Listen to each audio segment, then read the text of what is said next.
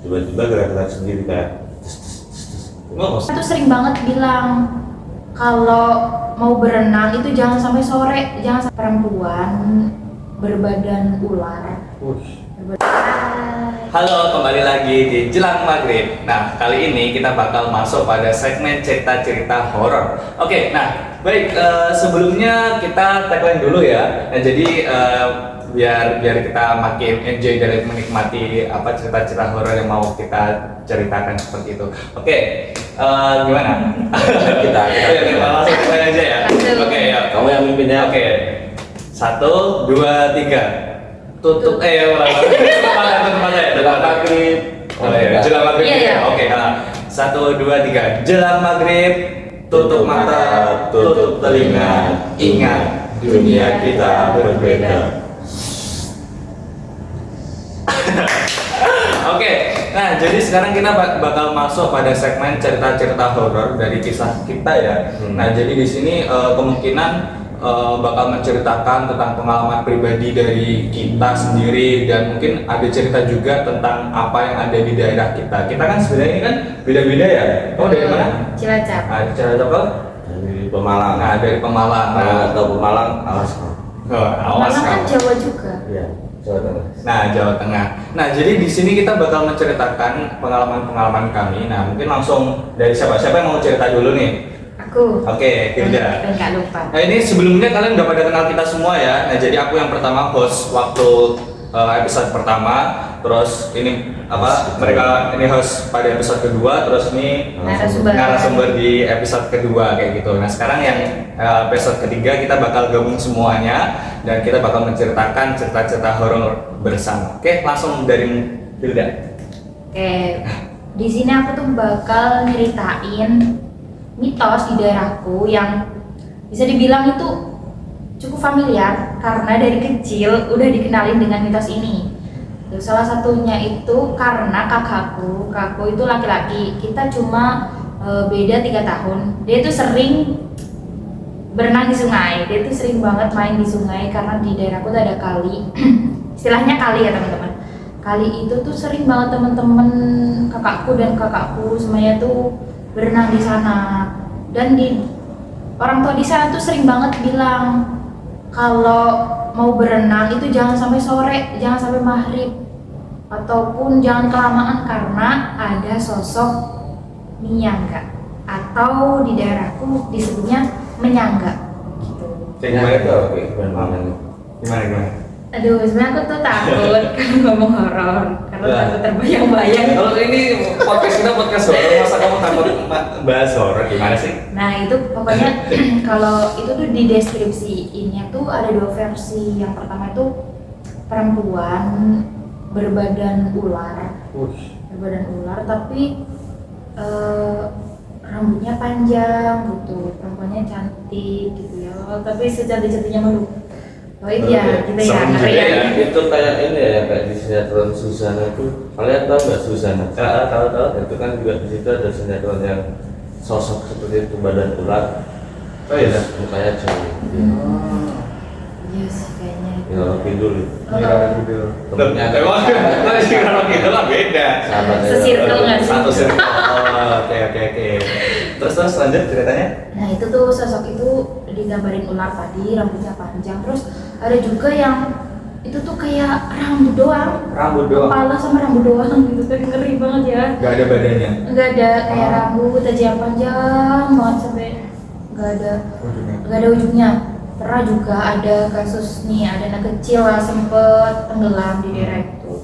Nah itu disangkut pautinnya sama itu pasti, sama Miangga itu. Karena itu kayak ada tarikan dari bawah gitu. Yang namanya sungai kan kayak nggak ada arus ya di bawah ya. Bukan sungai, kali. Ya. Kali kan Apa dibikin dari beda kalau di kalau di daerahku ya. Kalau sungai kan kayak aliran terus bebatuan gitu ya. Kalau kali itu tuh bendungan yang dibeton. Iya dari sawah. Nah, kalau di daerahku dinamain kali itu, maklumnya orang Cilacap napak gitu ya guys. Gitu. Nah itu pokoknya kalau ada kejadian-kejadian biasanya tuh disangkut pautin sama hal tersebut, dan biasanya tuh sering itu anak kecil karena mereka yang sering gitu main ngebolang gitu. Dan ini belum lama teman-teman, kemarin kayak 2 hari yang lalu ada kasus juga anak nggak salah tuh kelas 2 SMP baru aja hanyut sama temen-temennya habis berenang gitu.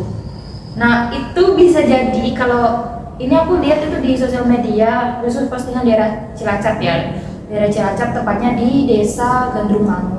Gandrumangu itu ada postingan kayak ada anak hilang gitu dan lain-lain. Kalau di daerahku pasti udah disangkut pautin sama peristiwa itu. Padahal mungkin bisa jadi dia tuh kepleset terus waktu itu lagi hujan, airnya deras. Gitu. Iya sih. Tapi ya namanya cerita rakyat juga ya. Sih harusnya ada sesuatu yang dikait-kaitin kayak gitu. Ada lagi nggak cerita dari tempatmu? Sementara itu. Tuh. Ya enggak. Oke. Mau lanjut lagi. Ya. Oke, langsung lanjut aja. Kalau aku mungkin cerita pengalaman pribadi waktu di rumah. Oke. Itu waktu SMA. Jadi dulu tuh rumahku tuh sebelum jadi rumah tuh dia tuh full bambu sama ada pohon nangka gede. Terus mau dibikin rumah ditebang kan. Nah, pokoknya tuh jadi itu tuh 2 lantai. Aku tuh yang di kamarku tuh di lantai 2. Dan yang di lantai 2 itu yang nempatin cuma aku. Nah terus selama aku tinggal di situ itu masih aman-aman aja. Terus setelah aku SMA, jadi kan aku SMA asrama, terus sedangkan ya kamar itu kosong dong, nggak ada yang makai, terus juga di atas juga jangan dinaikin lah, paling cuma dibersihin doang. Pokoknya tuh setiap habis pulang dari asrama tuh ada gangguan. Contoh kayak pintu tuh, itu pintu kayu, terus nggak ada angin, tiba-tiba gerak-gerak sendiri kayak itu cepet. Oh iya. Pokoknya setelah itu nanti pokoknya itu aku udah sering banget dengerin suara orang lari kayak anak kecil itu setiap jam pukul 9 malam. 9 malam.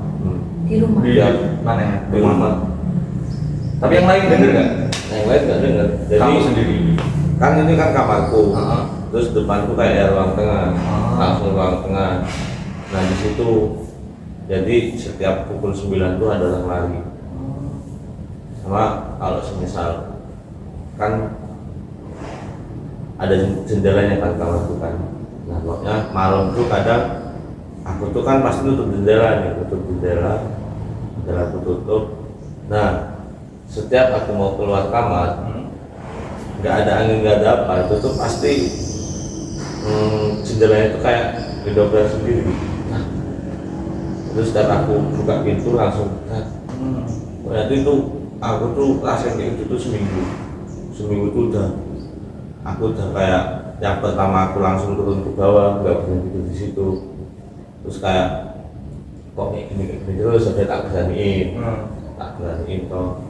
Nah kebetulan waktu itu bapakku tuh kehilangan uang. Gua ambil ya? Iya, pasti. Nah itu tuh, walau kan tentunya anak-anaknya kan, anak-anaknya itu emang anak-anaknya itu kan emang nggak ngerasa ngambil, terus kayak ya mau gimana, masa mau dipaksa ngaku kan. Nah kebetulan bapakku tuh punya temen yang tahu tentang hal-hal gaib lah. Ya sebenarnya aku percaya nggak percaya sih, cuman waktu di situ tuh aku kayak ada di tempat kayak dia tuh ya manggil sosok yang ngambil uang itu, dan kebetulan itu tuh malam Jumat. Jadi emang sosoknya ini nih dikurung sama majikannya. Jadi dia tuh masuk ke ke tubuhnya temanku, dia tuh udah masuk. Kalian kalau lihat tuyul tuh pasti apa ya, orang yang kesurupan itu pasti gini apa kayak pengen punya permen. Ya dia tuh kayak tingkah lakunya jadi kayak anak kecil. Nah dia tuh langsung turun ke bawah mau pulang katanya, terus nggak jadi. Nah karena kebetulan untungnya temennya bapakku bisa kayak gitu, aku langsung ngomong, Om, aku selama ini kayak di ya digangguin, terus di dengerin langkah kaki gitu. Terus juga anak-anak kecil tuh setiap lewat depan rumahku tuh pasti ketakutan. Dan ternyata ketika aku cerita kayak gitu kan, terus si temennya bapakku tuh bilang, oh iya emang di sini tuh ada anak kecil. Dan kayaknya tuh yang lari-lari itu anak kecil itu sudah 29. Udah pantesan gitu ya. Terus yang jendela dobrak-dobrak tuh aku tuh kayak udah ini kayak wah udahlah, daripada diganggu itu sudah beraniin aja, kayak aku berpikirnya tuh kayak mungkin dia ini kali ngambek kalau aku pergi dari keluar kamar gitu kan. Nah terus kenapa anak-anak kecil itu pada nangis itu, jadi ternyata di balkon tuh ada sosok pocong. Ya Allah, pocong bener Ya, macam. pocong bener. Terus untungnya itu tuh kejadian sama anaknya omku. Jadi setiap anaknya omku main ke situ ya dia kayak nggak mau lagi ke situ, terus kayak nangis. Itu langsung kayak dipindahin untungnya. Dan sekarang ya alhamdulillah ya yang suara-suara itu tuh kayak masih ada, cuman dengan yang gangguan-gangguan kayak pintu gerak-gerak sendiri, terus dobrak jendela itu kayak ya masih kadang-kadang lah, kadang enggak, kadang iya. Nah itu mungkin aku ngambil sisi positifnya ya, karena mungkin aku udah bersahabat sama dia. Bersahabat sama makhluk halus. Ya, makhluk halus. Ini bukan kucing ya, ini halus beneran ini. Gak bisa dirapel, biar nggak takut gitu. Kayak rasa ya udah mungkin dia ngambek kalau misalnya aku keluar rumah. Itu sih. Cuman waktu awal itu aku udah kayak ya udah bukan kena mental, kayak rasa takutku tuh terlalu tinggi gitu loh. Sampai aku tuh nggak mau lagi di kamar. Kadang kalau misal pulang, terus kayak kemarin COVID itu, aku tidur di rumah temanku. Oh alah, sampai segitunya ya? Iya. Saking takutnya itu. Kalau dari aku itu sih pengalaman pribadi aku di rumah. Iya sih, tapi emang sesuatu yang kaitannya sama makhluk halus tuh ya nggak bisa ditebak ya. Sebenarnya kalau misalnya ini cerita tentang daerahku ya itu tuh baik banget sebenarnya. Ada yang di hutan dekat Alas Roban itu mesti kejadian kecelakaan di sana. Terus Bengawan Solo, Bengawan Solo kan banyak banget mitos-mitos kayak gitu. Terus ditambah lagi tempatku tuh masalah mistis-mistis kayak gitu tuh masih erat kayak gitu. Dan kemarin kan sebenarnya ada tuh adik dari temanku itu dia meninggal. Nah itu juga ada kaitannya sama hal-hal yang mistis kayak gitu. Nah cuman kayaknya ini udah cukup lama ya, jadi mungkin ceritanya itu cukup dari mereka aja. Nah tapi di sini kita juga perlu tekanin, ini kan kaitannya sama jin ya.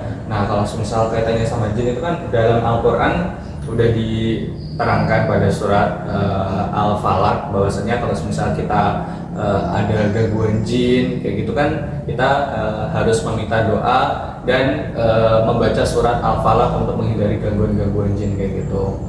Terus itu pun ayatnya pun turun gara-gara Rasulullah sempat ada gangguan sihir, disihir tuh sama orang-orang Yahudi kalau nggak salah ya, sampai Allah tuh menurunkan surat untuk ya bahasanya kayak meruqyah Nabi Muhammad kayak gitu.